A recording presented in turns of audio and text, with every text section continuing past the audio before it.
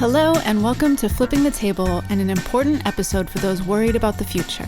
In this episode, Michael has a very honest conversation with Congresswoman Chellie Pingree of Maine. They discuss what is happening to the many policies that were improving human health, rural economic opportunity and our ecosystems, and the mid and small-scale farmers and ranchers across the nation. The good food movement had made important gains in Washington, D.C. since the early 2000s. Recent changes in D.C. have flipped the table, threatening the momentum.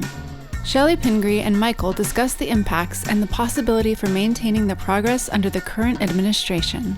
Enjoy the show. I have met and worked with many elected officials in my day. They are not all cut from the same cloth. But what they all do share are the challenges of remaining close to the people given their privileged position in our society, and also dealing with the constant criticism from members of the opposing party seeking to end their terms of office. It is actually hard to be an elected official. Some that I have met I trusted, many I have not. But of all the elected officials I've met, the one I hold in the highest esteem is Congresswoman Chellie Pingree. She is down to earth, very smart, well-spoken, and honest.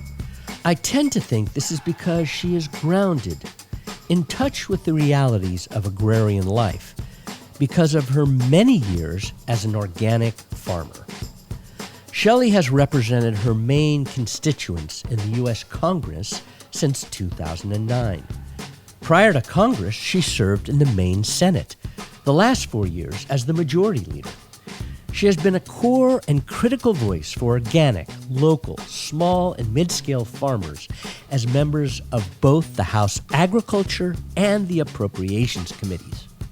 On appropriations, her assignments have been the budgets of the USDA, Department of Interior, and US EPA.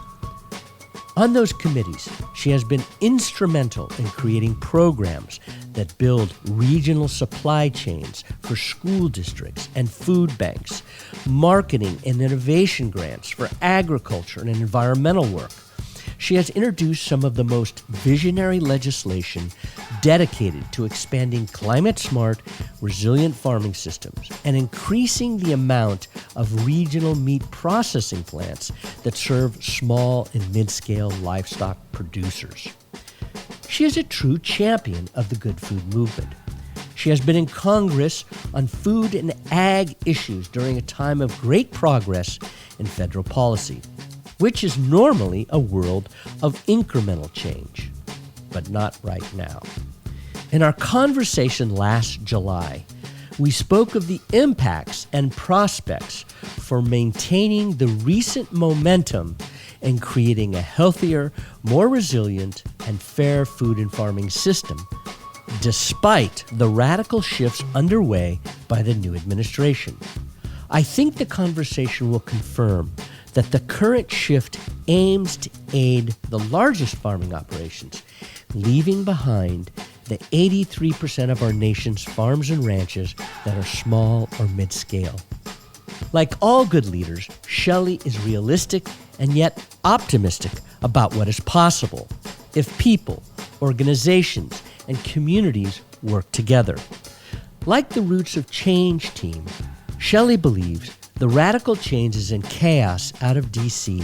might allow some realignment that might unite previously divided rural and urban communities that see the value in the direction food and agriculture policy was headed before January 2025.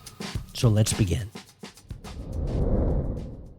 Congresswoman Chellie Pingree, so excited to be here with you in your beautiful home here on North Haven Island in Maine. Thank you for taking some time to talk to me on this Saturday after you just were up till 1 a.m. almost the other day voting. Well, thank you. It's great to be with you and nice to have a little day outside. Yeah, it's gorgeous too, isn't it? It's a beautiful Maine day. Beautiful Maine day. So, as always, we like to start with an origin story. You sit in a very interesting place. You are on the Agriculture Committee in the House, representing Maine. How did you come to that? How did you get there? That is a very long origin story, and I don't want to waste your whole podcast. I'll give you the short version, which sort of is how I got into agriculture. I mean, interestingly, I was born in Minnesota. Yeah, sure, you betcha, for you Minnesotans. My grandfather, like so many, was a Norwegian immigrant who came when he was a teenager, was able to acquire his own dairy farm, and I can honestly say that growing up, my grandfather's dairy farm in southern Minnesota was the last place I thought I would ever spend any time. Mm-hmm. I was a rebellious teenager. I grew up in Minneapolis. I went to a high school where I spent most of my time protesting the war in Vietnam. And honestly, that led me to kind of another pathway where I went to a experimental high school to finish out high school, and I became a back to the lander, which brought me to Maine. So my sort of anti-establishment time of the 60s and 70s brought me to this tiny little island where I still live today. So I originally came here in the 1970s, met the man who was my then husband, or who eventually became my husband, father of my kids, still a good friend.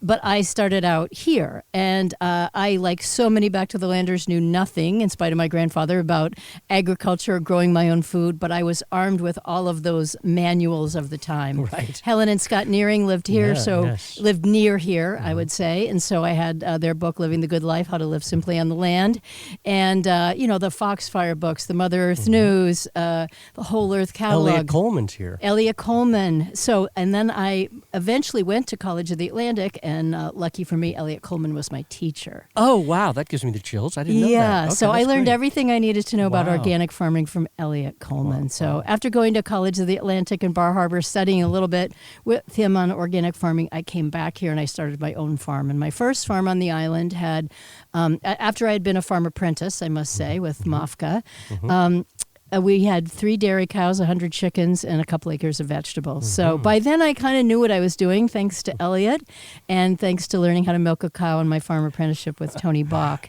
So I was actually pretty skilled for somebody getting into it then. I ran my own vegetable stand here on the island, and I delivered vegetables out of my VW van.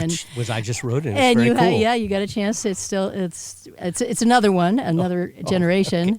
Well, I can't say it's another generation. It's another iteration of the ones that fell apart over the years. Right. Yeah. They do that, yeah. Anyway, so fast forward, lots of things have happened in my life. And I ended up eventually here on the Turner Farm. So the last farm I was able to create is the Turner Farm, which now actually belongs to the American Farmland Trust and is leased out. But I developed it. We have year-round greenhouses here that are run with waste wood we collect on the farm. There are farm dinners in our barn a couple nights a week that bring 100 people a night, and a vegetable stand where people can come and buy their own vegetables. And then winter, we turn the greenhouses into winter greenhouses that just produce things that could handle the cold. So bok choy, spinach, kale, those kinds of things, lettuce. Anyway, so I've kept my finger in it throughout the years, but I've also, along that time, become somewhat of a political policymaker, I think I'd have to say. I would say change maker, but okay. Yeah. So I can't think of a more fortunate position to have worked in farming for so many years of my life, to have met so many farmers, but also have worked on farm policy. I was in the state legislature. I've been in Congress for 16 years, and I've served in Congress on the Agriculture Committee and the Agriculture Appropriations Committee. And on the farms that I've ran, we've had everything from a dairy operation to making yogurt to chicken processing operation, raising our own broilers in the field. And I sometimes say to people, if you don't think I'm tough, I'm a very good eviscerator. I've worked on the line quite a bit. Yeah. So don't... I've done the same with turkeys. It's there you a lot. go. Yeah. It's a good skill to have, and not something that you tell everyone in polite company. So anyway, it's a long journey. I'm extremely fortunate to be in Congress in spite of the difficult time. I've worked on a few farm bills, and I have always been there to support locally grown agriculture, sustainable agriculture. I am a certified organic farmer myself, so I believe in the organic farming and also the opportunities that it brings and the good things it does for our soil and for our health. And I also just really believe in the convergence of how do we make farming and healthy food more a part of people's lives. I'm in the Food is Medicine caucus because I really believe it's important to make sure that people get healthy foods and have access to it, and that also we all know it's in our food, in our diet. So obviously I can just keep going on forever, but no, that's perfect. I come at it with a real origin story, starting with knowing nothing. But it's actually rare to have someone in the Congress who knows that much about agriculture, no matter how it started. there's just not enough of that. You're one of the few real experts through lived experience. And you just mentioned in your comments, some difficult times. We're in one right now for those of us who have cared about making some real transformative change, which was on the path really beginning in probably, at least 2018, but probably the Farm Bill before that, you started to see some real change. And there was acceleration through the Biden administration. There's a sharp right turn now. Mm-hmm. A lot of the programs we counted on have been cut. And so I'm just wondering, for those of us who consider themselves part of the, quote, good food movement, do you have a recommendation, what you'd like to see us doing that would support your efforts or the Congress's efforts? Number one, I would say, first off, I concur, you're right. We've been on a pathway. I mean, I've been in Congress for 16 years. I've seen a tremendous amount of change from when I first came there. Mm-hmm. And even saying organic farming was a little bit of a ha-ha, tee-hee. Mm-hmm, mm-hmm. That's not very serious. Two, my Republican and Democratic colleagues both understanding the economic value of organic farming. When I first started, it was kind of like hippie Birkenstock, who are you? Now it's a billions and billions of dollars of a, quote, industry, but it's also something that supplied the livelihoods of a lot of small to medium-sized farmer, eating farm to table, going to a farmer's market, buying from a CSA. This has just become a more part of many more people's lives. Different economic strata. You can take your SNAP benefit cards to a farmer's market now and get double your benefits. So there's all kinds of things that are built into the system, but it's also been because of people's desire to eat healthier food, to support their local farmer. There's just much more interest in this. And I don't think you take that away overnight with an election. That doesn't change suddenly. And we have to sort out how to maneuver what we're going through right now. But I don't think, I guess my fundamental number one premise would be, do not stop anything you're doing. Just keep believing that this is the right thing, the right way to live, and the right way to eat. Mm-hmm. And we have to just keep going. How do you figure out maneuvering the politics of it? Mm-hmm. I used to say a little bit in Washington when we were trying to work on pieces of legislation or get more support, whether it's for like organic research or, sustainable growing or regenerative food or, any of these things that people talk about, getting the toxics out of our diets, long list. Sometimes we just have to listen to the people who are talking to us, and Congress will catch up eventually. Mm-hmm. And I've always said to people, the more phone calls you make, the more you let people know, what's going on in the farm in your district or what kind of food you want your kids to eat, the more eventually it will get through to the rest of us in Congress and we'll make good policy. Mm-hmm. That doesn't change. We still really need people to do that, and we just have to figure out how to maneuver a little bit of this. I think you can't talk about what's going on right now without thinking about this complete impact of the MAHA movement, the Make America Healthy Again. Mm-hmm. And while we may diverge on different parts of that, some of the things that are included within that kind of mantra and the people who have said, hey, I can sign up for that, are people who believe in less toxic in their kids' food. They're trying to take dyes out of our diet. They're trying to get pesticides out of the food that we're eating. I mean, there are a lot of movements within the movement that I think we have to figure out how to say, like, oh, I didn't know you before. I wasn't working with you before, but you and I share this interest. And how can we put that into pushing policy forward? Now it's kind of a mishmash, jam up. People are like, oh, do I like RFK or is, we don't have to get into all the politics of everybody who's in it, but we have to figure out what that reflects about our country, which says there are people on the left and on the right and in the middle who all say this is important to me. And I believe in regenerative farming, or I believe in these things. And I think that is one of our challenges going forward, is to think more carefully about, or not even carefully, but just more engage more with everybody and say, here's where we've got some things. And that's something certainly that I have been practicing. Yeah, and I think I want to get back to this because I think that's really, we have a very similar thought at Roots of Change about what needs to happen next. One thing that you say that really resonates for me, because I see it in the young people. I'm spending some time right now with some 30-year-olds, 30-year-olds, and their understanding of food and their commitment to good food, healthy food, food from resilient farms, is so much greater than it was when I was that age. I mean, they're conscious of it. And so I think there is this strata of the whole nation. And so the question to me becomes, let's say if it's very hard to do anything at the federal level, the states, Maine, California, Vermont, North Carolina, there are things happening at the state, Oregon, there are things happening at state level that could keep the momentum up. Well, and I've always been a believer. I mean, I started as a state legislator, and Maine has a very active state between the Maine Organic Farmers and Gardeners Association, which is one of the bigger groups that helps farmers at all levels. Our own state policy. We were one of the first states with a food sovereignty law, thinking about what can people do to make sure they produce their own food. So absolutely, I believe in the states. I think the other thing I would say, just kind of back on the big picture, is that while we have to make sure that we're moving people together who share the same beliefs, we have to look at what is the problem of what's going on in Washington right now. And it's a little bit ideologically driven, but a big chunk of it is kind of stealing the resources. So you started out with a new president, like him or not. He brought in Elon Musk, and they went haphazardly into departments of government saying, the government spends too much, we're just going to claw it back. Maybe we're going to use an algorithm to determine what words we should use and shouldn't use. One of the words they hate is climate change. But that also brings about resilience and a whole variety of other words that they can't stand having used. So before our very eyes, these programs and funds vaporized. And before you knew it, it hit the USDA. So one of the ways that happened was in one of the programs that had about $3 billion that went to farmers to pay for locally grown produce to go either to a food bank or to a school lunch program.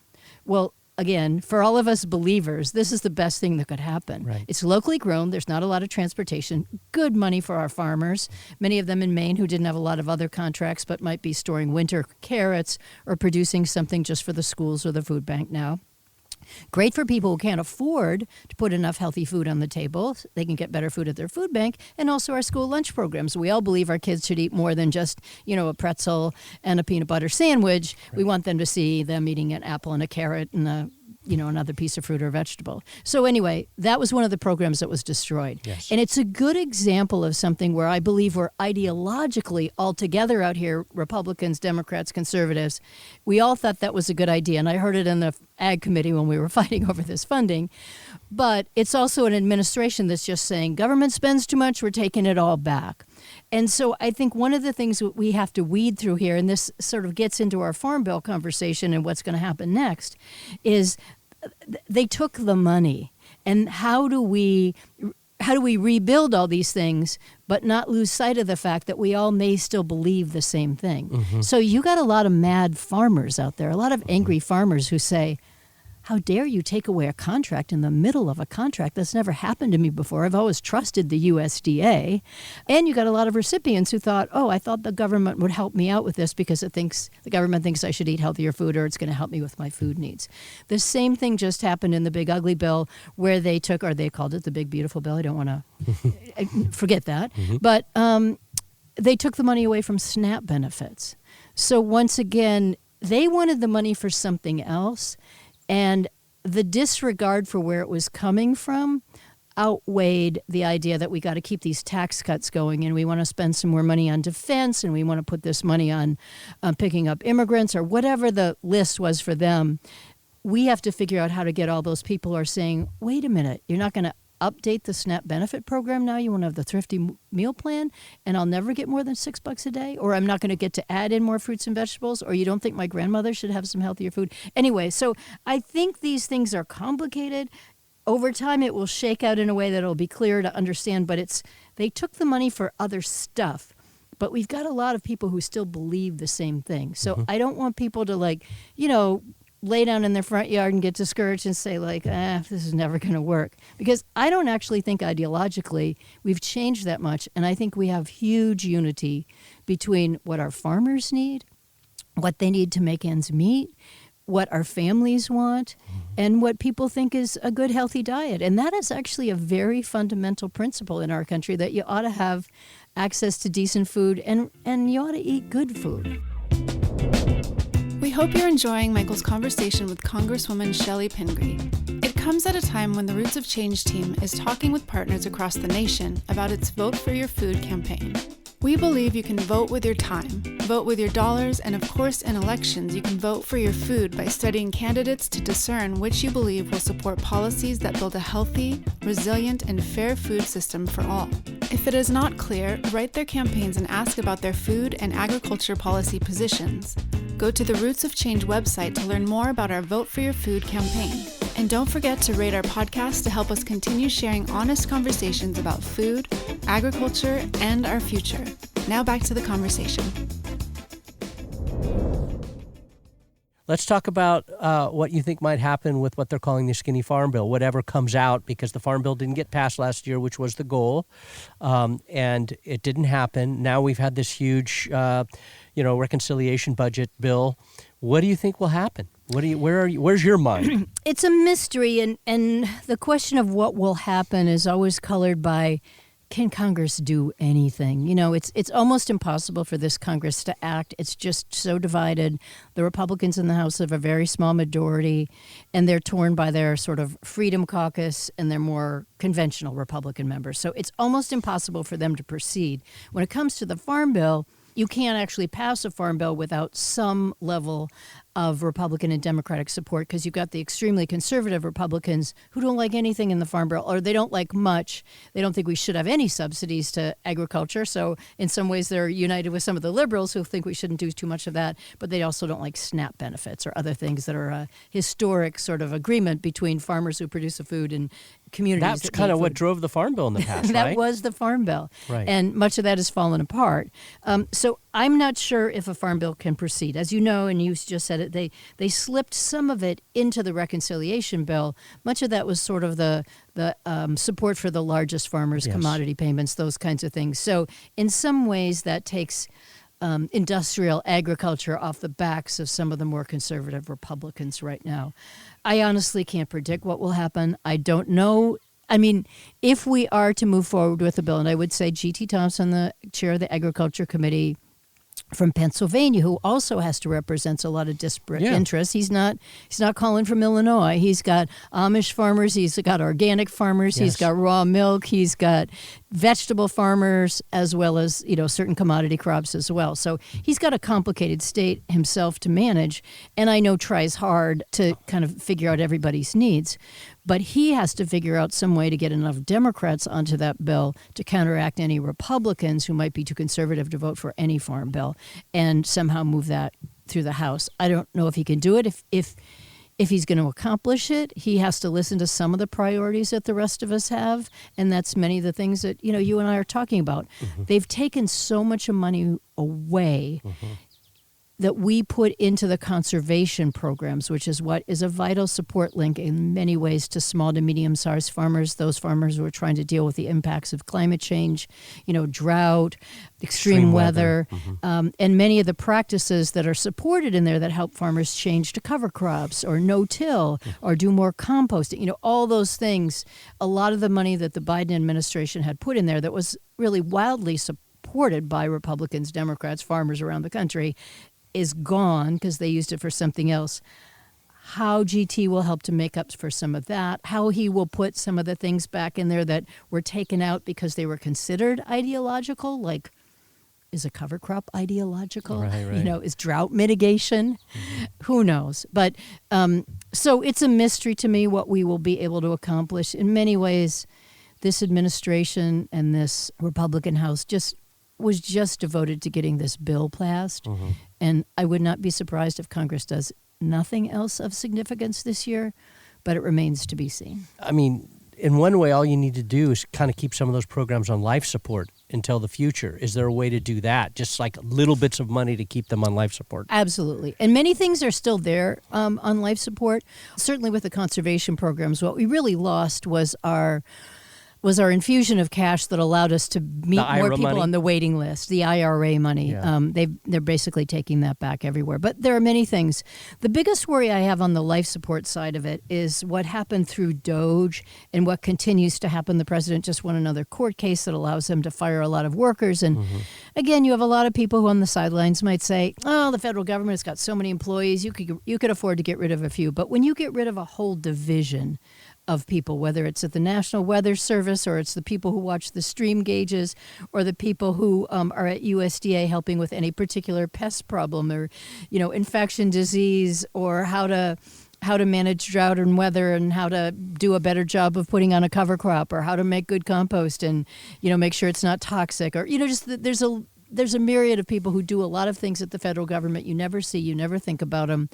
And that's where I worry a little bit about the decimation that they're doing with these agencies. We don't have private companies that suddenly take this over. Mm-hmm. We don't have farmers who can afford the services that we now get from places like NRCS that help you map out, how am I going to do irrigation in my field? And how am I going to put in a farm pond? Or what's the best way to use a tool to do no-till agriculture here? You know, that kind of service is rapidly disappearing with the staffing cuts that they're making. And they don't really have people at the top in most of these agencies now, you know, that live and breathe the topic. Mm-hmm. Secretary Rollins doesn't really live and breathe agriculture. Mm-hmm. She's probably looking for... Anyway, I don't want to say she's just, you know, these are not people who are, and they've gotten rid of a lot of the senior people who knew how to chart a course for the future. So hard to predict, but we can hang on. We can hang on. We can absolutely rebuild if and when we get that moment. Well, we're touching on, and you said it earlier, the amount of, I see it in California, how many farmers, and this is big and small farmers, who are angry because of tariffs or immigration. The immigration question in specialty crop states is a real disaster, even for dairy as well. So I'm just curious, it sounds like from an earlier comment you made that you think there might be opportunities to create some realignment, to get some voices of those who are really interested in reform in the food system, transformation of the food system to be more regionalized, more resilient. You are the author of the Agricultural Resilience Act that's been put into the Congress or introduced in the Congress in past years. So I'm just curious if you think there could be pieces of that act or other acts. I know there was a lot of good work done, and you were part of it for meat processing. Mm-hmm. You know, could we, and how? What would you suggest? How would we do it? How would we pull together all these different voices from the MAHA movement, the small, mid-scale producers, the big guys who are mad about immigration? What would be the moniker, the tagline, the statement that might get us to go back to Secretary Rollins and the president and say, hey, you've got to rebuild some stuff. This is too painful and is going to wreak havoc. Mm-hmm. Well, I think we need some successes. It's usually done by sort of one project at a time and finding those areas where we converge. And you've mentioned 2 or 3 different things where I think we have real opportunities. I'll give you a quick example that's somewhat timely. I'm actually the ranking member on the Interior and Environment Subcommittee of Appropriations. So that's somewhat different from agriculture, but within the EPA, there's some of the control of pesticides. So we have a markup coming up on Tuesday, which is where we go into the details of the bill. And the chemical industry has tried to put in a rider on this bill that they try all the time that says that you can't put a label on a pesticide or any herbicide unless it comes through FIFRA, which is a federal agency. Right. So states can't do this. Well, many states already does it. California does it. Maine does it. We're allowed to label. We're allowed to give warning labels, and we're allowed to do some restricting. If we have a community in Maine that doesn't want you using glyphosate, you can actually have that community can restrict it, can't put it on the school fields or whatever you want to do. So this rider would come up on Tuesday, and we're just trying to, I'll put an amendment in. I'm the ranking member. I'll put an amendment in to pull the rider out to say, no, we want to leave that language out. States should have some freedom and flexibility. I believe states are laboratories of democracy. If states want to restrict this, rather than wait till the federal government to do it, they should do it. And they've been doing it. So when we started working on our amendment, the first thing I heard from was some people from the MAHA movement. And I've been talking to them anyway about other things more related to food and health and nutrition. And I said, hey, help me put this out to your network, because we all we have a complete agreement on here. You're mad at this. I'm mad at this. You know, I might be coming at it from a, different label on my shirt, but let's all do it. And instantly got a lot of people to repost it on social media and start to make some phone calls. Great. And, say, well, you need to call all the other people on the committee because you already got me. Or, call your member of Congress and say, this is actually something that matters to you. Is there a California member?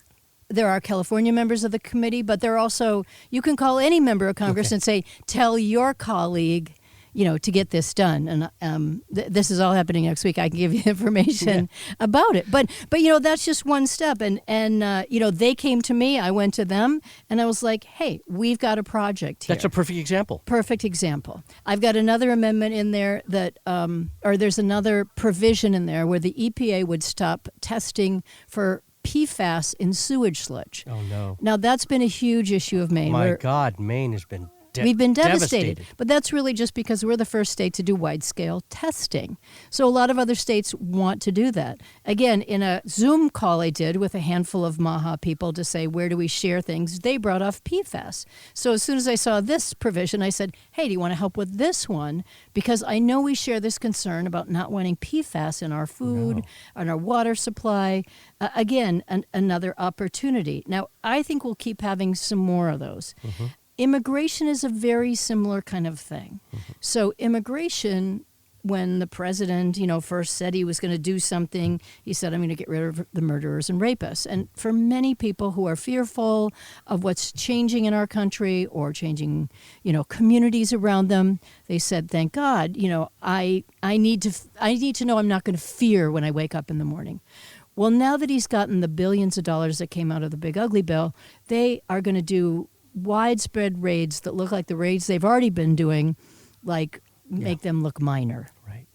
And we know they're going to go to farms and restaurants and places where people are working in our food industry, from picking to preparing, because there's a lot of people who work in those places because there's a shortage of workers to go into those places, and there are some really talented and well-trained workers. Very skilled pickers and workers who go there.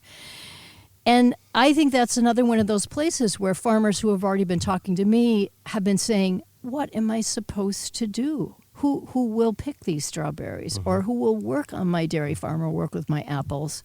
Who is going to do this? There was a great article in the New York Times about the cherry farmer who lost all of his work and all of his cherries. It's unbelievable. Yeah. And these are all very large proportion of people who said, this is my president, I'm supporting my president. But now they're saying, I didn't know he would do this. And you could see there was a kerfluffle in the White House about it, because at first the president said, oh, no, don't worry, I'm going to give a break to our service workers and hospitality workers and our farmers.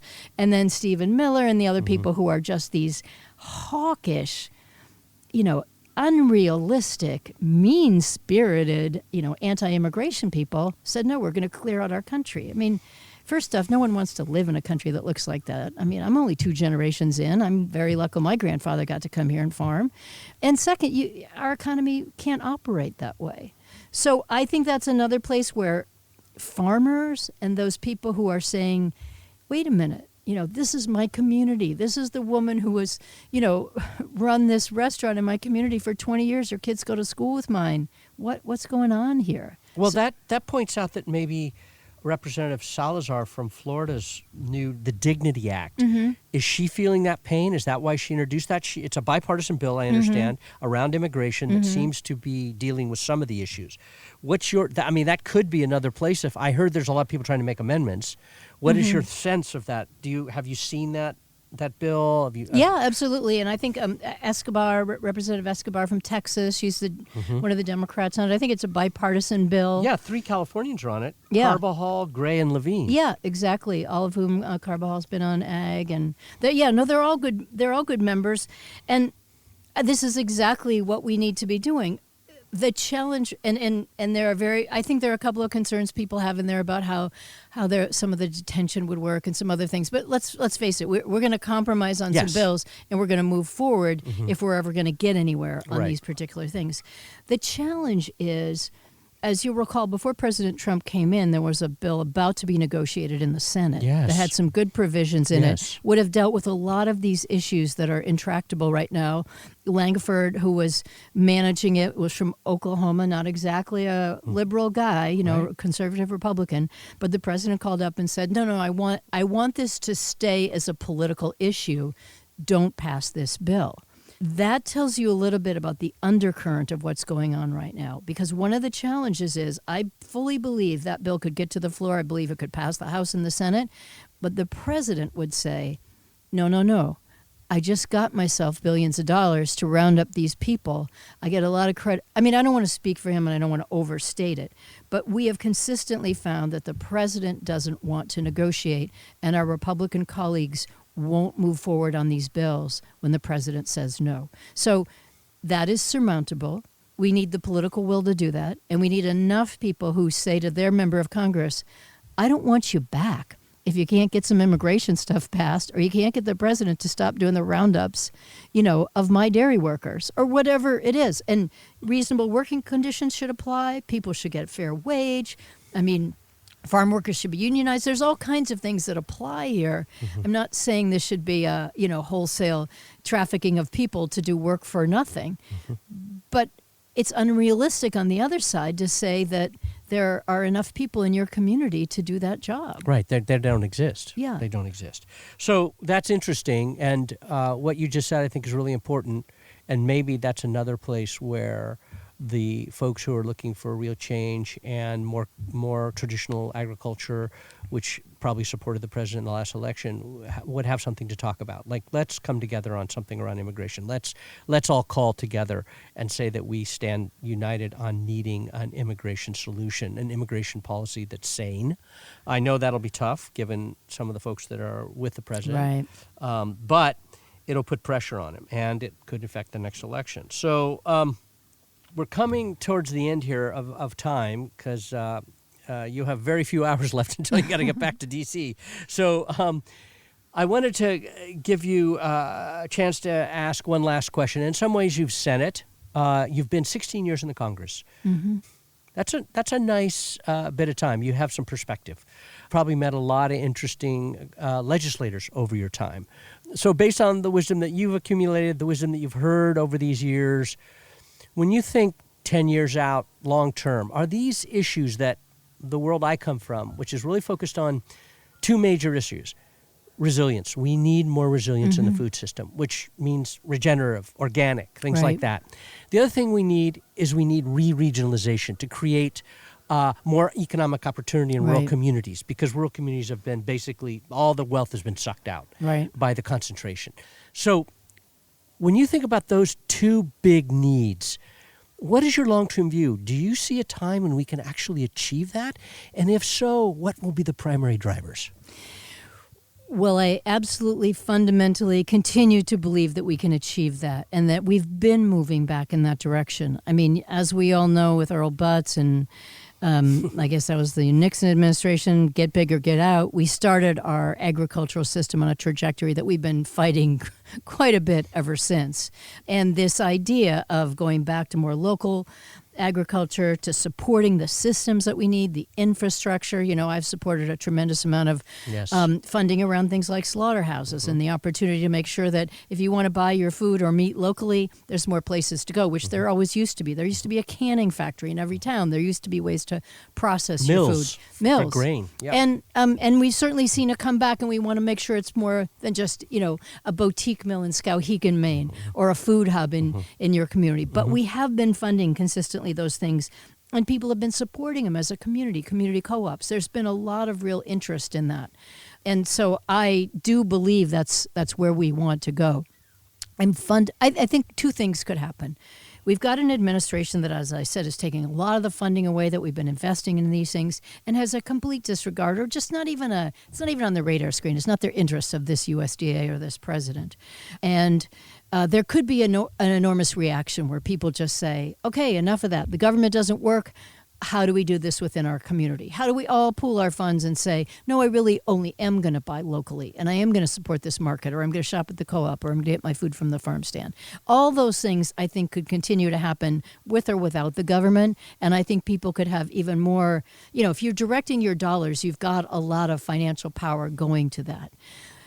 My other concern is that with the whole-scale dismantling that's going on right now, both of the services of the federal government, but also of many of the safety nets that keep our rural communities alive. What's going on right now with the Medicaid cuts that have already passed may decimate our rural hospitals.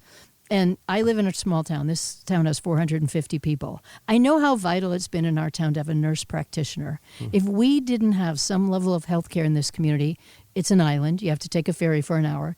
people would pack up and move their kids away. It's just that simple. You're not going to live somewhere where you can't get access to health care.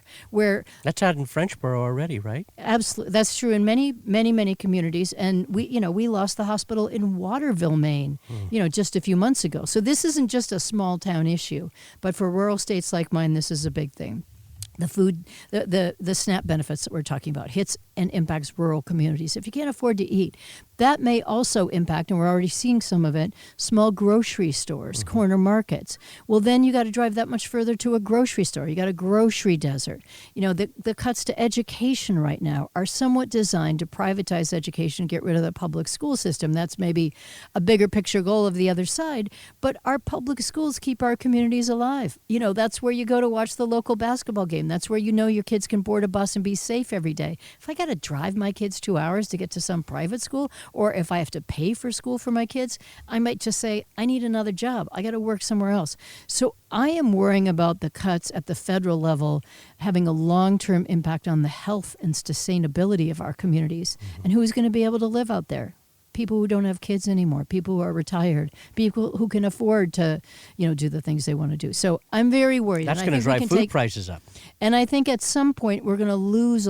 We're going to see a lot of the impact of that. I mean, we're only a few years in. This bill just passed. Sometimes I think as we are talking about the impacts of it, people are saying, yeah, I haven't seen that yet. Just your blabber, your ideological dribble.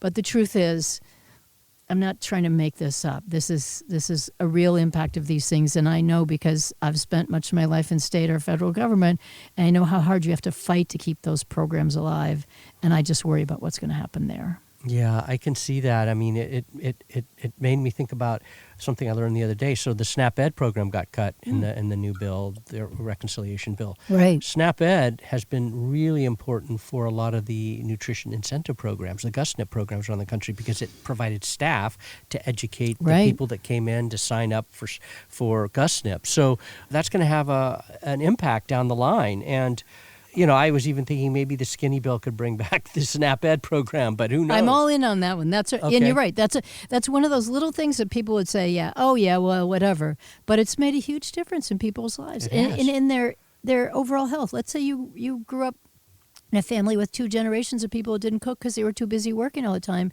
Then you go to SNAP Ed and you're like, wow, I can make healthy vegetables and use whole grains for my kids. I know what to do. Right. And my kids are learning with me. Right.